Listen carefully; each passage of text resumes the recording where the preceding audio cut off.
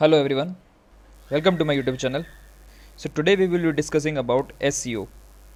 हाल ही में SCO की summit conclude हुई उज़्बेकिस्तान में. So what were the key provisions of this summit and why this is important for Indian perspective? सब discuss करेंगे इस video में. So stay tuned.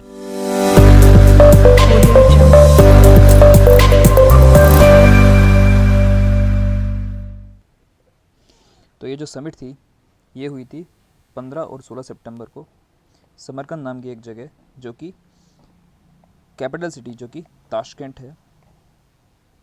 Capital city of Uzbekistan that is Tashkent से कुछ ही kilometre की दूरी पर है. और ये पहली इन पर्सन समिट थी पिछले 2 साल में. जैसा कि आप सब लोग जानते ही हैं कि पिछले 2 सालों से बिकॉज ऑफ द कोरोना जो मेंबर्स थे इसके वो वर्चुअली मीट कर रहे थे. Virtually means through video conference. And 2 साल के बाद ये पहली फिजिकल मीट है उन लोगों की. And from the Indian side इसको अटेंड किया हमारे प्राइम मिनिस्टर श्री नरेंद्र मोदी ने. सो इस समिट की साइडलाइंस में हमारे प्राइम मिनिस्टर ने रशिया के प्रेसिडेंट व्लादिमीर पुतिन और अदर प्रेसिडेंट से भी मुलाकात की. सो ये रहे हमारे प्रधानमंत्री मोदी जी राष्ट्रपति व्लादिमीर पुतिन के साथ. और जब उन्होंने पहली बार अभी समिट के दौरान पहली मुलाकात की थी तब the initial statement of Modi was or Narendra Modi was now is not an era of war. जिसके रिस्पॉन्ड में प्रेसिडेंट पुतिन ने कहा कि हम कोशिश करेंगे कि वॉर जल्द से जल्द ख़त्म हो. और उन्होंने ये भी बोला कि रशिया अंडरस्टैंड्स इंडियाज़ कंसर्न. वो समझते हैं हमारे कंसर्न्स को. सो ये दिखाता है कि हम दोनों देशों के बीच कितनी डीप फ्रेंडशिप है. साथ ही साथ इसके अलावा हम प्रधानमंत्री मोदी ने ईरान के प्रेसिडेंट इब्राहिम राइसी से भी मुलाकात की. और on the sidelines Turkish president mister Recep Tayyip Erdogan से भी मुलाकात की. So before coming on to the SCO summit, let us understand what is Shanghai Cooperation Organization. So SCO is the Eurasian Intergovernmental Grouping. So ये Eurasian intergovernmental grouping है जो focus करता है political issues, economic issues, security issues and military alliance पर.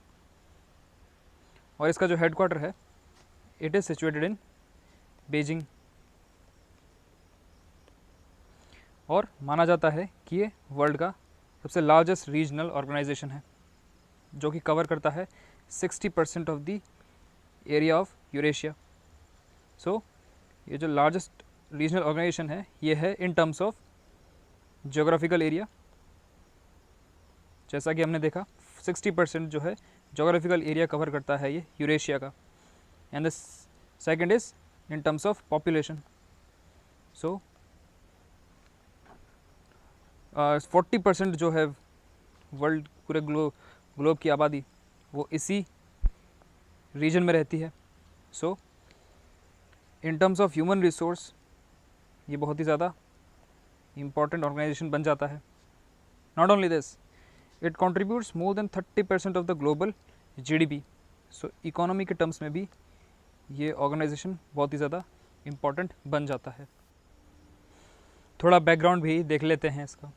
सो historical perspective से so this SCO was found in 1996 and ये successor है किसका, शंघाई 5 का.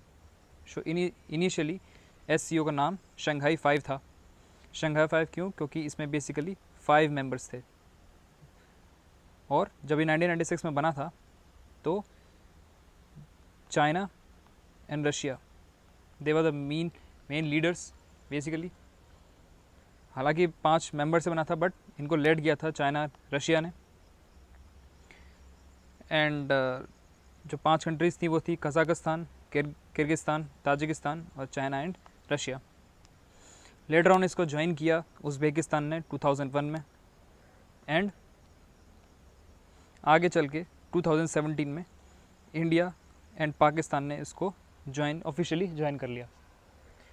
सो बिफोर 2017 भारत और पाकिस्तान का पहले ऑब्जर्वर स्टेटस था, इट इज़ ऑब्जर्वर स्टेटस था. सो इन 2017 में ड्यूरिंग द अस्थाना समिट के अंडर दोनों कंट्रीज़ ने ज्वाइन कर लिया और ज्वाइन करके टोटल 8 कंट्रीज़ हो चुकी थी. 2021 में क्या हुआ, 2021 में ड्यूरिंग दुशांबे समिट में ये डिसीजन लिया गया कि ईरान को भी मेंबर बनाया जाएगा इस ऑर्गेनाइजेशन का, जो कि हुआ भी. So having seen the historical perspective, organisation structure की बात करते हैं. सो ऑर्गेनाइजेशन स्ट्रक्चर करेंटली इसमें 9 मेंबर्स हैं. जैसा कि हमने पढ़ा कि रिसेंट समिट जो हुई है उसमें ईरान ने ऑफिशियली साइन किया है इस ऑर्गेनाइजेशन को और बन गया है इसका मेंबर. और इसका मेंबर बनने के बाद the organisation has expanded to 9 members, total 9 members हो चुके हैं. तो इन 9 मेंबर्स के अलावा there are 6 dialogue partners also. इन डायलॉग पार्टनर्स को ही बोला जाता है ऑब्जर्वर्स. सो ऑब्जर्वर्स का काम होता है बेसिकली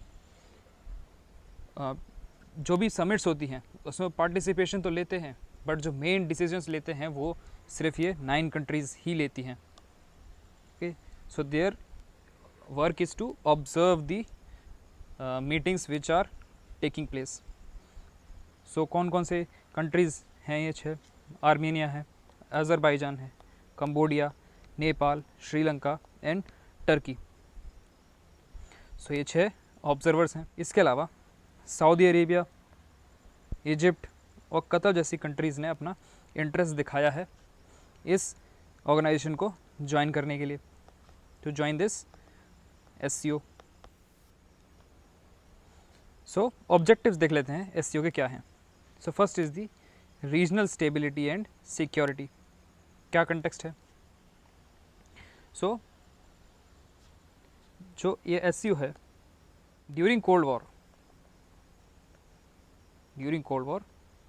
और बिफोर 1991 USSR था. ये सारी की सारी जो ज़्यादातर जो इसमें कंट्रीज़ हैं वो USSR के अंडर आती थी. और 1991 के बाद और USSR के डिसइंटीग्रेशन के बाद क्या हुआ कि USSR अलग अलग कंट्रीज़ में टूट गया. सो बेसिकली USSR के टूटने से 5 मेन कंट्रीज़ बनी थी यहाँ इस एरिया में. सो इन 5 कंट्रीज़ में से 4 कंट्रीज़ ने ऑलरेडी SCO को ज्वाइन कर लिया है. बट एक कंट्री जो थी which has not been included in this organisation. So I want you all to tell me which is the only country which has not join this organisation and why. Please let me know in the comment section. इसके अलावा USA जैसी countries और the western countries चाहती हैं their dominance in this region. Which region? The central Asia region. Why? Because this region जो है ये rich है किस में? नेचुरल रिसोर्सेज में. नेचुरल रिसोर्सेज जैसे कज़ाकिस्तान में यूरेनियम की मात्रा काफ़ी ज़्यादा है और ये जो रीजन है ये इसमें हाइड्रोकार्बन्स भी काफ़ी मिलते हैं, रेयर अर्थ मेटल्स, कॉपर जैसे काफ़ी सारे नेचुरल रिसोर्सेज इस एरिया में मिलते हैं. सो ऑब्वियसली USA चाहेगा अपना डोमिनेंस, बट ये चीज़ किसको अच्छी नहीं लगती? Russia and China. So they want the regional stability. So regional stability कब मिलेगी? जो इनका राइवल है जब उस एरिया में ना रहे. सो ये था regional stability and security. Next is the counter terrorism. So जैसा कि हम सब लोग जानते हैं जोग्राफिकल एरिया देखते हुए ये जो रीजन है वो अफ़गानिस्तान और पाकिस्तान के क्लोज़ प्रॉक्सिमिटी में आता है. सो अफ़गानिस्तान और पाकिस्तान जो कि पनाह देते हैं किसको? टेररिस्ट को, एंड दे प्रमोट टेररिज्म, जिसकी वजह से Russia and China, not Russia and China, basically जितनी भी कंट्रीज़ हैं इस एरिया के आसपास वाली वो सब they are all concerned. but mainly Russia because, and Russia and China because there is a Caucasus region nearby Russian border. वहाँ पे बहुत सारे टेरर आउटफिट्स हैं जो टेररिज्म को अंजाम देते हैं रशिया के बॉर्डर्स के पास और एरियाज़ के पास. And apart from it there is a Xinjiang province of China जहाँ पे माना जाता है कि ETIM जो कि है ईस्ट टर्किश इस्लामिक मूवमेंट, जो कि बनाया गया है वीगर कम्युनिटीज़ के द्वारा और जो कि अगेंस्ट हैं चाइना के, because they felt targeted by China, जो ऑब्वियसली उनको पसंद नहीं है. That's why they have chosen the path of radicalisation and they are influenced from Afghanistan and Pakistan, which is the area of this is the concern for the China.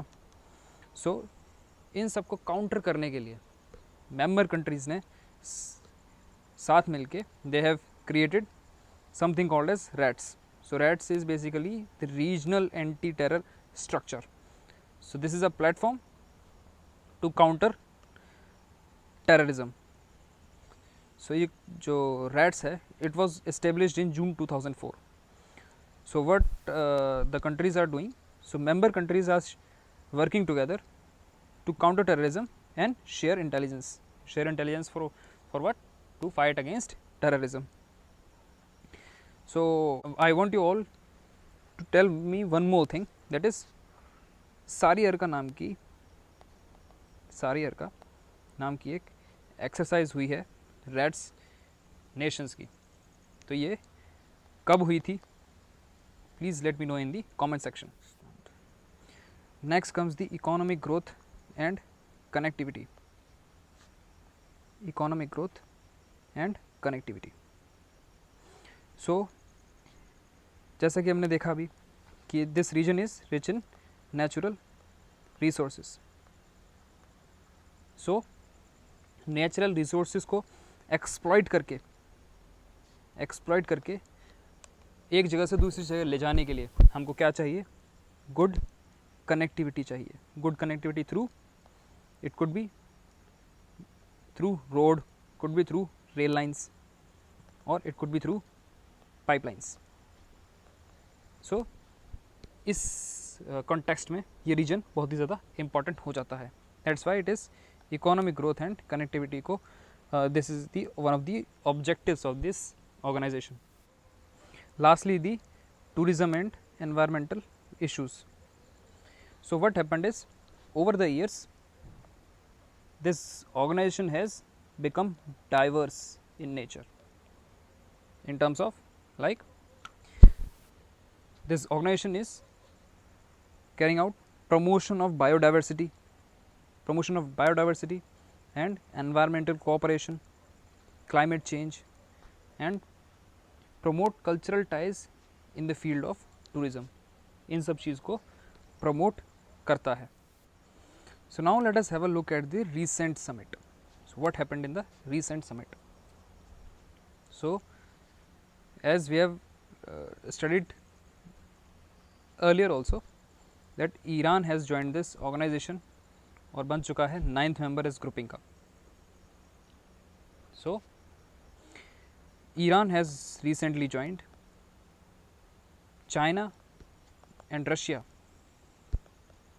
are already a member of this organization, and all these three countries are facing these sanctions from USA.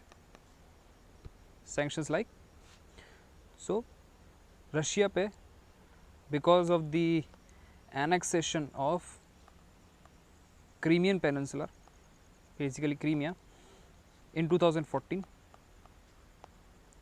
में annexation किया था Russia ने Crimea को, जिसकी वजह से USA has imposed sanctions on Russia on Iran, because in 2018 under Mr. Trump JCPOA deal की वजह से, that is joint comprehensive plan of action, also called the nuclear deal. So nuclear deal की वजह से, nuclear deal में Iran has also got the sanctions from USA. And on China, the human rights violations in the Xinjiang province,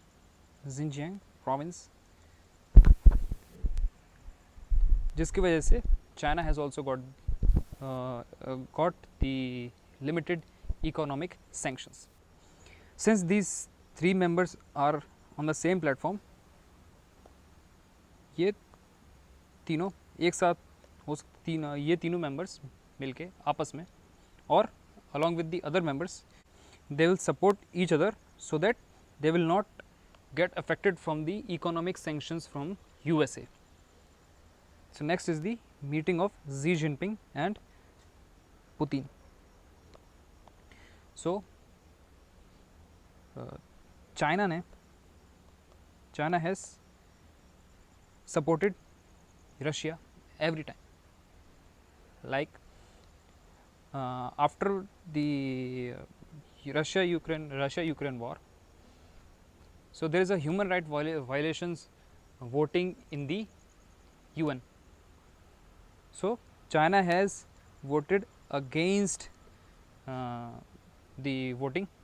Basically, China has favored the Russia. So this step shows that how deep their relations are. So, seeing that perspective, they have recently carried out a meeting. Both Xi Jinping and Putin has met. So what will be the outcome? It is yet to be known. So see, SCO, China and Russia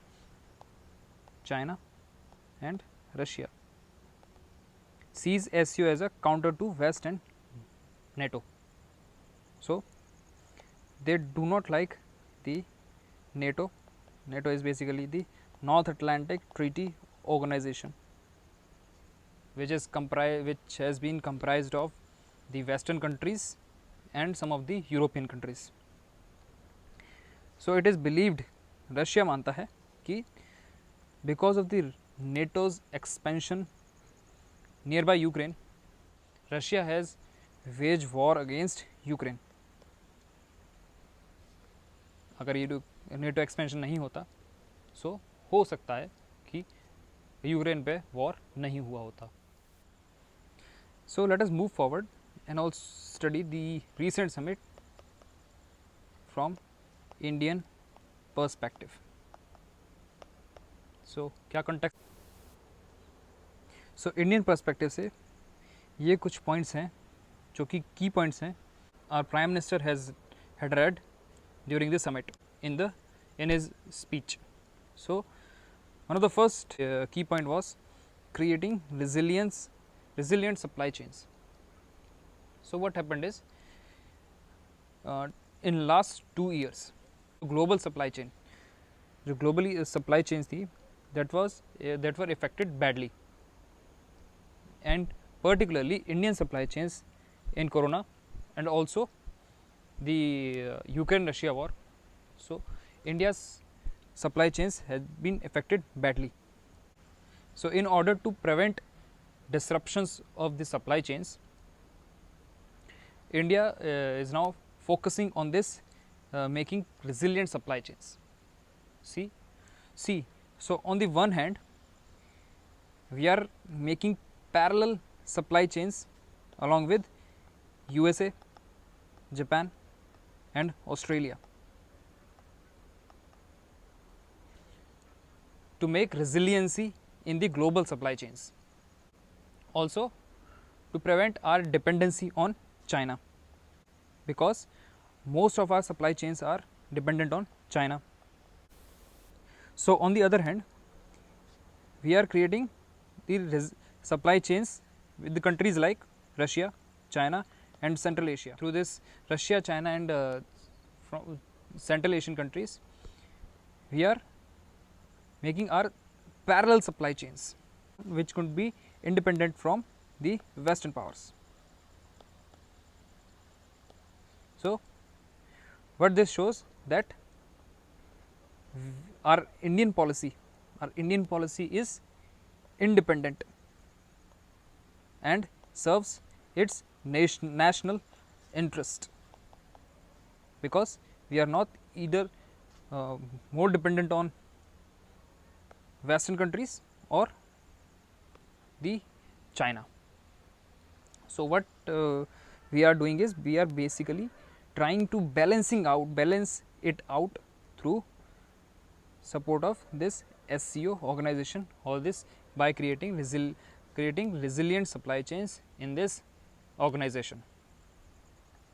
So next point was the transit access via Pakistan. So during the Prime Minister's speech, he had mentioned about the transit access via Pakistan.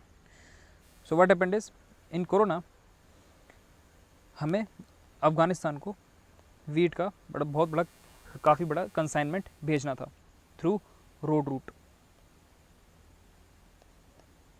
and the only way to reach Afghanistan through road route was passing through Pakistan. So it took lot of time to provide access from Pakistan. They initially denied, but later on they agreed to. So through this, what I would like to focus upon is creating transit access, so there is a free flow of trade. Okay. So next comes is the food security. So popularizing millets. So India is the largest producer of millets. India is the largest producer of millets. So during the twin effects of Corona and Russia-Ukraine war, there are conditions like shortage of food at various places. So to meet that shortages, what our Prime Minister suggested that we can promote our export of millets, and also next year we will be seeing the International Year of Millets. So promoting our export of millets can help our agriculture sector, and indirectly the farmers. So next, one of the key issues of recent summit through Indian perspective was the initiative to work on the traditional medicines. So this is one of the fields which India is focusing upon, like focusing upon Ayush types medicines. So what are Ayush? Ayush is the Ayurveda, Yoga, Unani, Siddha, homeopathy medicines. So by making these medicines and by making it more popular and promoting these medicines, India treat it as at its soft power diplomacy. And but a few months back, in April 2022, UN has created traditional medicines center in Gujarat to carry out research on how effective are these traditional medicines. So next is the Central Asia. So this is the region where India can and India wants to explore and exploit, because this region is also rich in natural resources. So ये जो region है ये भी किसमें rich है, natural resources में. And obviously India wants its easy connectivity to reach or to tap these natural resources. And also जो Central Asian countries हैं वो भी चाहती हैं a good connectivity with India, so as to provide assistance in the field of medicine, etc.